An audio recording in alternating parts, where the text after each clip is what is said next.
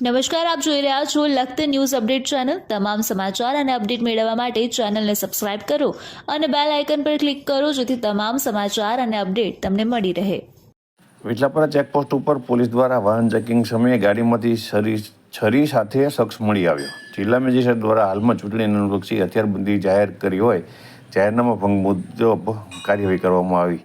આગામી તારીખ 7/5/2024ના રોજ લોકસભા સામાન્ય ચૂંટણી અંતર્ગત મતદાન થવાનું છે। આથી સુરેન્દ્રનગર જિલ્લા કલેક્ટર અને જિલ્લા ચૂંટણી અધિકારી કેસી સંપત દ્વારા આગામી ચૂંટણીને અનુલક્ષી જાહેરનામું બહાર પાડી હથિયારબંધી જાહેર કરવામાં આવી છે, જેથી કરી કોઈપણ વ્યક્તિ હથિયાર બતાવી ધાક ધમકી આપી કોઈની સાથે ચૂંટણી સમયે ગેરવર્તન ન કરે ત્યારે લખતર પોલીસ સ્ટાફના દિલીપભાઈ અજાણ, અનિકેતસિંહ સુરેલિયા સહિતનો સ્ટાફ વિટલાપરા ચેકપોસ્ટ પાસે વાહન ચેકિંગ કરી રહ્યો હતો ત્યારે માલવાહન ગાડીનું ચેકિંગ હાથ ધરવામાં આવ્યું હતું। ત્યારે માલવાહન ગાડીમાંથી દસાડાનો કિરણ પ્રતાપભાઈ પાટડિયા છરી સાથે મળી આવ્યો હતો। તેની સામે સુરેન્દ્રનગર જિલ્લા મેજિસ્ટ્રેટ અને ચૂંટણી અધિકારીના દ્વારા બહાર પાડવામાં આવેલ જાહેરનામા ભંગ બદલ કાયદેસરની કાર્યવાહી હાથ કરવામાં આવી છે।